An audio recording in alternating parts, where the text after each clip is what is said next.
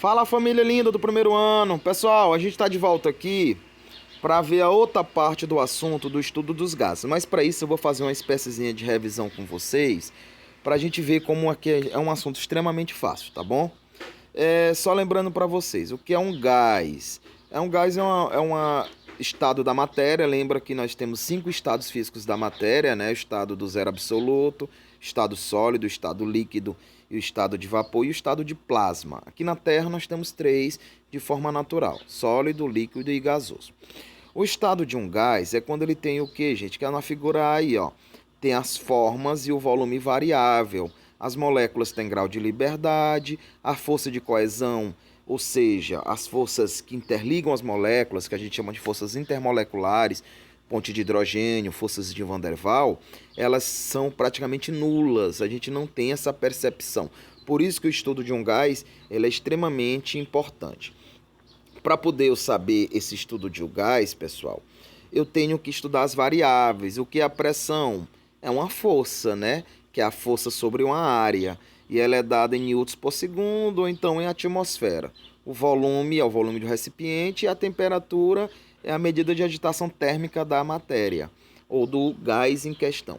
Então essas 3 variáveis, já está dizendo, elas variam dentro de um gás. Se eu tenho um balão, eu vou ter um volume ocupado pelaquela massa de gás, e vou ter uma temperatura, que vai ser a temperatura do ambiente, ou se o gás for aquecido ou resfriado, e vou ter uma pressão. Qualquer uma dessas variações vai levar a uma coisa chamada transformações gasosas, que aí tem aqueles nomezinhos lá que a gente já estudou, né? A lei de Boyle, que é a transformação isotérmica, quando a temperatura é constante. Nesse caso aqui, a pressão e o volume são inversamente proporcionais. Se eu aumento o volume, a pressão cai e vice-versa. Nós temos aqui uma isoterma, nós temos a lei de Charles, que é as transformações isobáricas, a gente já viu isso, né? Quando a pressão ela não muda dentro de um sistema, a pressão é constante. Nesse caso, temperatura e volume são grandezas diretamente proporcionais. Se aumenta a temperatura, o volume vai aumentar na mesma proporção, tá bom? Nós temos as leis, nós temos a lei de Gay-Lussac, que é a lei da transformação isocórica, quando o volume não muda. Isso aqui é muito comum, sabe aonde? Dentro de botijão de gás. Dentro de um botijão de gás, o volume lá é o volume constante, enquanto a pressão dentro do gás dentro do botijão vai mudar e a temperatura também. São grandezas diretamente proporcionais. Nesse caso, gente, nós temos a equação geral dos gases. Eu uso essa equação aqui, P1 vezes V1 sobre T1 é igual a P2 vezes V2 sobre T2, quando eu observo que alguma dessas 3 variáveis, ou as 3, elas sofrem mudanças. Quando apenas a pressão e o volume mudam, nós temos o quê? Uma transformação isotérmica, que é a equaçãozinha aí de cima. Quando apenas a pressão e a temperatura mudam e o volume constante, eu tenho uma transformação isocórica, né? Que é a lei de Charles. E aí, ou que é a lei de Gay-Lussac. E quando eu tenho uma pressão constante, apenas o volume e a temperatura variam. Mas geralmente a gente usa essa equaçãozinha aqui. Isso, gente, é o que a gente viu semana passada. Agora, tem as situações que acontece o seguinte. Olha, isso aqui também é muito importante para a gente. Ó. Deixa eu só ativar a canetinha bem aqui para a gente dar prosseguimento. Olha, hipótese de Avogadro. O que é que significa isso aqui?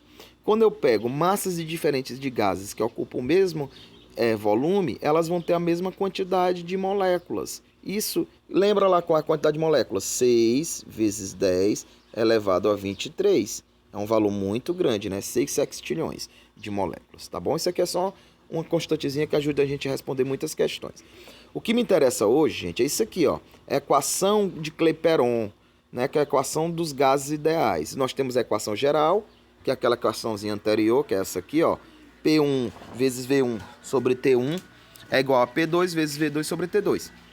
Quando eu tenho as variáveis. Agora, tem situações que você não nota a variação. Então, eu uso a equação de Clapeyron, que é a equação geral dos gases. PVNRT. Puta véia não rasga tabaco. Beleza. Então, fiquem ligados nisso, gente. Isso aqui é a equação geral dos gases. Essa equação eu uso quando? Quando eu tenho uma questão com apenas um volume, apenas uma temperatura e apenas uma pressão. Por que isso aqui dá? Porque a pressão vezes o volume dividido pela temperatura vai dar uma constante, que é 0,082. E essa constante, gente, eu posso multiplicá-la pela quantidade de matéria, que é um número de mols aí, o N. Então vai ficar assim, PV é igual a nRT. Se liguem nisso, essa constantezinha ajuda demais. Precisam memorizar, pessoal, as unidades das constantes dos gases? Não, porque essa unidade ela é dada. Geralmente nas questões, o valor vai ficar sempre 0,02, 0,082 atm vezes litros dividido por Kelvin por mol. Isso é a constante geral dos gases. Não precisa decorar. É muito tranquilo esse assunto aqui, tá bom? Então a gente vai ficar por aqui. Na sequência tem uma lista de exercícios pra gente. Tchau, tchau, pessoal. Até a próxima.